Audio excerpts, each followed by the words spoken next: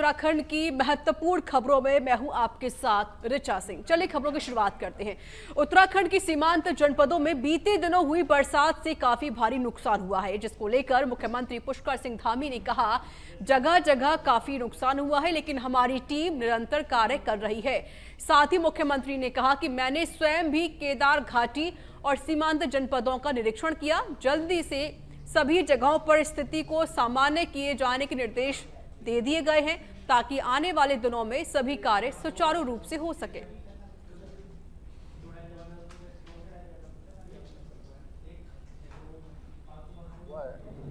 और जहाँ भी इस प्रकार का नुकसान हुआ है, मैंने कोशिश की है कि वहाँ पर पहुँचूँ। पिछले दिनों में बूढ़ा केदार क्षेत्र में, घनसाली क्षेत्र में, गुलपुर क्षेत्र में, केदार घाटी में और चमोली जनपद के सीमांत क्षेत्र में मैं स्वयं पहुँचा था। आज मैं वहाँ चंपावत भी जा रहा हूँ और वहाँ पर जाने के बाद, उस सर्वेक्षण के बाद मैं वहाँ अधिकारियों से वार्ता करूँगा कि जहाँ जहाँ भी नुकसान हुआ है जल्दी से जल्दी वहाँ पर पुनर्निर्माण के कार्य और आपदा से होने वाला जो भी नुकसान है उसकी जल्दी से जल्दी जो है जनजीवन को पुनः बहाल किया जाए, पुनः पहले जैसी स्थिति में लाया जाए। उसके लिए हमारा आपदा प्रबंधन विभाग पहले से काम कर रहा है और मैं भी स्वयं जाकर देखूंगा और लोगों के साथ खड़ा होगा। विकासनगर में जन संघर्ष मोर्चा कार्यालय पे अध्यक्ष रघुनाथ सिंह नेगी ने प्रेस कॉन्फ्रेंस की, जिसमें उन्होंने बीते वर्ष उद्यान विभाग में हुए करोड़ों रुपए घोटाले मामले को लेकर कृषि मंत्री गणेश जोशी पर निशाना साधा।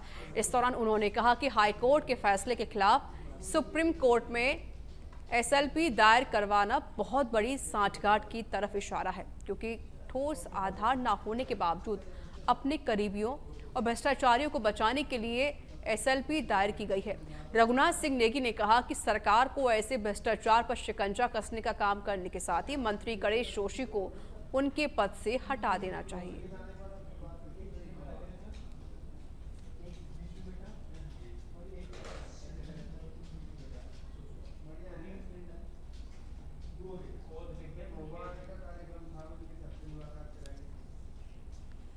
और अब खबर आपको उत्तराखंड के चमोली से बता देते हैं, जहां पर जिलाधिकारी संदीप तिवारी ने ग्राम गंगोलवाल में धान की फसल पर किए जा रहे क्रॉप कटिंग प्रयोग का निरीक्षण किया है। इस दौरान जिलाधिकारी ने महिलाओं के साथ धान की लवाई भी की। राजस्व विभाग ने काश्तकार बच्चन सिंह बिष्ट के धान के खेत में 30 वर्ग मीटर का प्लाट बनाकर नियमानुसार क्रॉप कटिंग का प्रयोग किया। जिलाधिकारी ने कहा क्रॉप कटिंग प्रयोगों के आधार पर ही जिले में फसलों के औसत उपज और उत्पादन के आंकड़े इकट्ठा किए जा रहे हैं। साथ ही जिले में हो रहे उत्पादन की सटीक जानकारी हासिल की जा रही है। इससे किसानों को प्रधानमंत्री फसल बीमा योजना का लाभ मिलेगा।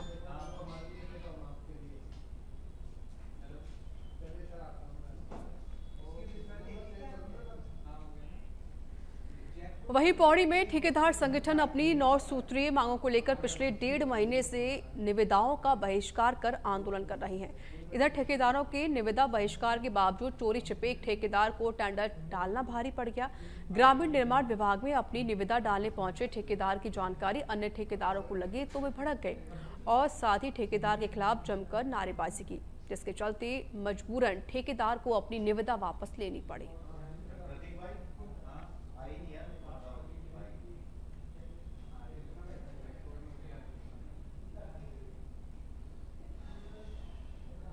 लक्सर से आए थे, हमारे पीडब्ल्यूडी में टेंडर थे, तो यहाँ पे ठेकेदारों का विरोध को देखते हुए उन्होंने अपने टेंडर सरेंडर कर दिए थे। और मैं आपके चैनलों के माध्यम से इन ठेकेदारों को एक चेतावनी देना चाहता हूँ, चेतावनी भरे लहजे में करो कि अगर अभी भी प्यार से मान गई तो ठीक है, नहीं तो प्यार के बाद हथियार ठेकेदार अपना जानते हैं कि उनके अपने हकों की लड़ाई के लिए वो किस प्रकार मजबूर है और अपने हकों की लड़ाई के लिए वो किस हद तक जा सकते हैं। खंड में पीसी के टेंडर थे, ऑनलाइन ई टेंडरिंग थी, उसकी हार्ड कॉपी जमा होनी थी 3 बजे तक। एक ठेकेदार ने जमा की थी हार्ड कॉपी, राकेश गौड़, उसकी हार्ड कॉपी, उसका बहुत विरोध हुआ, उसने अपनी हार्ड कॉपी निकाल दी थी। लक्सर से 3 ठेकेदार आए थे, वो जो है जमा करने आए थे हार्ड कॉपी, उनसे हार्ड कॉपी निकाल के उन्होंने दे दी थी, उसका बहुत विरोध हुआ। आज आरएस में भी एक हार्ड कॉपी जमा होनी थी टेंडरिंग की, तो कुछ लोग जमा आए, उनको भगा दिया गया है और जो है उनको भगा दिया गया। और वहीं विकासनगर की भीमावाला चुंगी में हुए दोहरे हत्याकांड में आरोपी पति को कोर्ट ने आजीवन कारावास की सजा सुनाई है। इसके साथ ही 1.5 लाख रुपए का जुर्माना भी लगाया गया है। बता दें कि 5 जून 2017 को आरोपी आनंद परवाल ने घर में घुसकर पत्नी वैशाली और सास काकुली की गोली मारकर हत्या कर दी थी।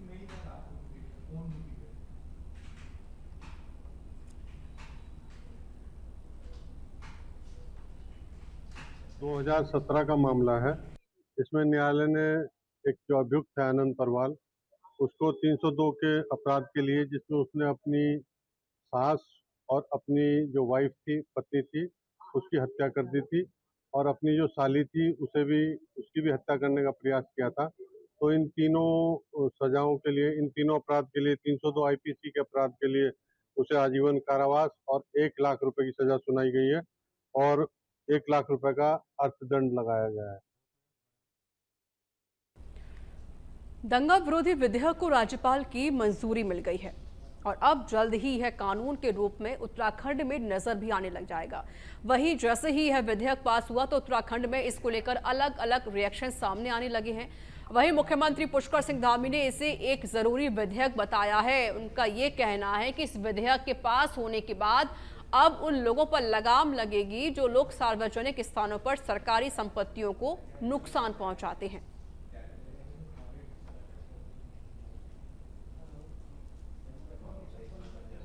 बहुत ही हमारा एक मेल मिलाप से रहने वाला, प्रेम भाव से रहने वाला राज्य है। यहाँ पर दंगा है, उपद्रव है, आगजनी है, तोड़फोड़ है, इनका कोई स्थान नहीं है। कुछ एक समय पर पहले के समय में हुआ है कि कहीं पर लोगों ने इस प्रकार का प्रयास किया है, राज्य का जो माहौल है वो खराब करने का प्रयास किया है। इसलिए भविष्य में इस प्रकार की घटनाएं होना तो बहुत दूर की बात, कोई सोचे भी ना। इसलिए दंगा रोधी कानून एक विधेयक के रूप में उसको मान्यता मिल गई है। राज्यपाल महोदय ने भी कल अपनी स्वीकृति उसको प्रदान कर दी है और इसके लागू होने के बाद अब कभी भी कोई भी दंगा करेगा, तोड़फोड़ करेगा, आगजनी करेगा, सरकारी संपत्ति, निजी संपत्ति का नुकसान करेगा, तो उसके दंगे से होने वाले नुकसान की एक एक पाई की भरपाई उसी दंगा करने वाले से वसूल की जाएगी। और मैं समझता हूँ ये राज्य के लिए हमारे लिए जरूरी था और इसके बाद इस प्रकार की घटनाएं पूरी तरह से। बद्रीनाथ से विधायक लखपत सिंह बुटोला ने अपने क्षेत्र की समस्या और विकास कार्यों का खाका खींचते हुए कहा कि पहाड़ी क्षेत्र का विकास एक तरह की चुनौती होती है क्योंकि पहाड़ी क्षेत्र की भौगोलिक परिस्थितियां बिल्कुल अलग होती हैं। पहाड़ी क्षेत्र मैदानी क्षेत्र से ज़्यादा बड़ी होती हैं। आगे उन्होंने कहा कि बद्रीनाथ विधानसभा में सबसे बड़ी समस्या शिक्षा, चिकित्सा और सड़क है। सड़कें अभी तक बंद पड़ी हुई हैं, ना ही अच्छे विद्यालय हैं और ना ही अच्छे अस्पताल अभी तक वहां खुले हुए नहीं हैं। मैंने कई बार मुख्यमंत्री से मुलाकात भी कर ली लेकिन उस पर कोई सुनवाई नहीं हो रही है। मेरी विधानसभा आप समझ लिया 4,500 वर्ग किलोमीटर बड़ी है। देहरादून के 11 विधायकों से बड़ी एक विधानसभा है। कितने 11 विधायक चुने जाते हैं। भौगोलिक परिस्थितियां बहुत भिन्न है। 250 किलोमीटर लंबी विधानसभा है और मैं चाहता था कि इसमें जो आपदाएं वहां पे आ जाए, उन आपदाओं को लेकर सरकार चर्चा कर ले। सदन से भी सरकार भागी है, अपनी जिम्मेदारी से भाग रही। लगातार मैं माननीय 2 मुख्यमंत्री जी से मिल चुका हूँ लेकिन जो विकास के काम होने चाहिए वो नहीं हो पा रहे, सड़कें नहीं खुल पा रही। इस समय पहाड़ के अंदर सबसे बड़ी समस्या है शिक्षा, स्वास्थ्य और सड़क। न सड़कें खुल पा रही, न स्वास्थ्य सही ढंग से चल रहा, शिक्षा के हाल बदतर हो रहे हैं। इन चीजों को लेकर मैं काम कर रहा हूँ, लगातार अपनी बात पे कह रहा हूँ। देहरादून में राष्ट्रवाद के मुद्दे को लेकर भाजपा कांग्रेस आमने सामने है। भाजपा कांग्रेस पर लगातार राष्ट्र विरोधी पार्टी होने की बात करती है तो वहीं कांग्रेस प्रदेश उपाध्यक्ष मथुरा दत्त जोशी का कहना है कि जब भाजपा का जन्म भी नहीं हुआ था उससे पहले से कांग्रेस में राष्ट्रवाद है। कांग्रेस ने देश को आजाद कराने के लिए आंदोलन किया, देश को आगे बढ़ाने के लिए आंदोलन किया, देश के राष्ट्रवाद को बचाने के लिए भी आंदोलन किया और जिन्होंने 50 साल तक अपने मुख्यालय पर तिरंगा नहीं फहराया वो कांग्रेस को क्या राष्ट्रवाद सिखाएंगे।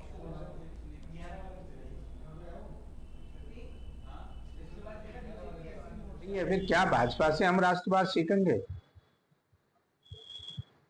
जब इनका जन्म नहीं हुआ था हम तब से इस देश के लिए आंदोलन कर, देश की आजादी का आंदोलन कर रहे हैं, देश के राष्ट्रवाद को बचाने के लिए आंदोलन कर रहे हैं, देश को आगे ले जाने के लिए आंदोलन कर रहे हैं। ये तो जुम्मा जुम्मा कल की पार्टी ये हमको राष्ट्रवाद बताएगी। जिन लोगों ने 50 साल तक अपने कार्यालय में, आरएसएस के कार्यालय में तिरंगा झंडा नहीं लहराया, उनसे हमें राष्ट्रवाद की शिक्षा लेने की आवश्यकता नहीं है। वो छद्म राष्ट्रवाद अपने पर रखें, ठग लोग हैं। छलने वाले लोग हैं, कपटी लोग हैं, षड्यंत्रकारी लोग हैं। ऐसे लोगों से हमको राष्ट्रवाद सीखने की आवश्यकता नहीं पड़ेगी। खबर देहरादून से है, जहां पर डीएवी पीजी कॉलेज में आगामी छात्र संघ चुनाव को लेकर 2 छात्र गुटों के बीच मारपीट शुरू हो गई। सूचना पर डालनवाला कोतवाली पुलिस मौके पर पहुंची और युवकों को समझाने का प्रयास किया गया, लेकिन कुछ युवकों ने पुलिस के साथ धक्का मुक्की कर पथराव कर दिया, जिसके बाद पुलिस ने 22 नामजद कुल 25 अज्ञात लोगों के विरुद्ध राजकीय कार्य में बाधा डालने के संबंध में मुकदमा दर्ज कर लिया है और 11 मुख्य अभियुक्तों को हिरासत में ले लिया गया है। छत्तीसगढ़ के बिलासपुर से है, जहां पर कोनी क्षेत्र के कछार और ग्राम लोफंदी में अरपा नदी से रेत का अवैध खनन किया गया और यह सब कुछ खनिज विभाग और पुलिस की नाक के नीचे हो रहा है, लेकिन कार्रवाई के नाम पर केवल खानापूर्ति की जा रही है। रेत का यह अवैध कारोबार स्थानीय सरपंच और ग्रामीण संगठित रूप से कर रहे हैं। उन्होंने सरकारी मशीनरी को भी अपने मुताबिक ढाल लिया है।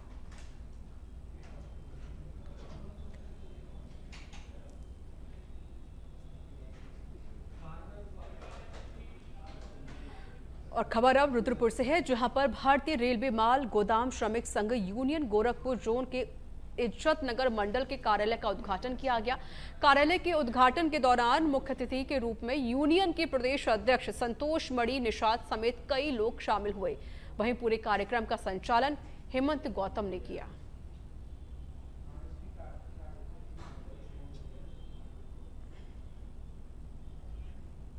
दिया गया है कि पूरे भारत में हम लोग जितने भी श्रमिक हमारे जो है 26 साल से जो यूनियन काम कर रही है हमारे हक अधिकार दिलाने के लिए, वो हम अपने अंतिम दौर में हम इन लोगों को बताना चाहते हैं कि हमारे यहाँ जितने भी श्रमिक भाई छूटे हुए हैं, एक एक लोग अपना फार्म भरवा करके जो सामाजिक सुरक्षा गवर्नमेंट के द्वारा मिला हुआ है वो उन लोगों के पास पहुँचाया जाए और इन लोगों को जो उचित मजदूरी है उनके खाते में दिया जाए। इनको जो है आने जाने का पास और आवास प्लस जो भी कुछ गवर्नमेंट के द्वारा हमको 13 डिमांड मिले हुए हैं उनको उनके पास पहुंच सके, इसके लिए हम रात दिन मिल करके प्रयास कर रहे हैं। हम सबसे पहले तो भारत सरकार को धन्यवाद देना चाहेंगे कि आज श्रमिकों के हित के बारे में सोचा, संगठन इस स्टेज पे पहुंचा दी है कि आज श्रमिक भाइयों की जो भी दैनिक सुविधाएं हैं वो मिलने का काम शुरू होने जा रहा है हर जगह, चाहे उनको मेडिकल की सुविधा हो, आने जाने की सुविधा हो। और खबर अब उधम सिंह नगर के रुद्रपुर से बता देते हैं, जहां पर मनोज सरकार स्पोर्ट्स स्टेडियम में 5वां राज्य ओलंपिक खेलों का आयोजन हुआ। ये कार्यक्रम 20 से 27 सितंबर तक आयोजित होंगे। आपको बता दें, कार्यक्रम के मुख्य अतिथि क्षेत्रीय सांसद अजय भट्ट और विशिष्ट अतिथि विधायक शिव अरोड़ा ने खिलाड़ियों का उत्साहवर्धन किया। साथ ही टॉस और फुटबॉल पर किक मारकर मैच का शुभारंभ किया गया।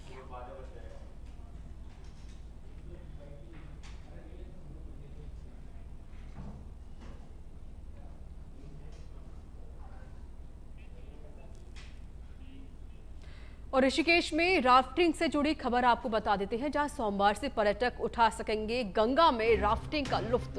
टीम ने गंगा के जलस्तर का आकलन कर लिया है। साहसिक खेल विभाग ने राफ्टिंग फिर शुरू करने का फैसला लिया है। संयुक्त निरीक्षण टीम की रिपोर्ट के आधार पर यह फैसला लिया गया है।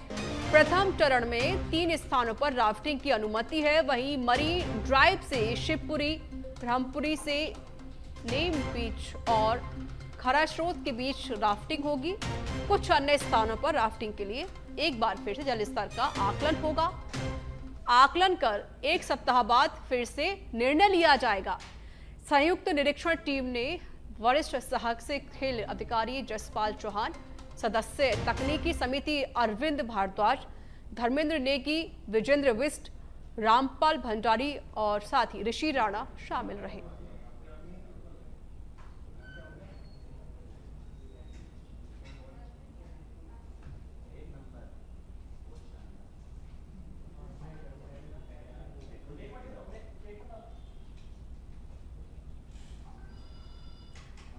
तो देखिए, जितने भी पर्यटक हैं अब वो राफ्टिंग का लुत्फ उठा सकते हैं। 30 सितंबर से राफ्टिंग की फिर से शुरुआत की जाएगी।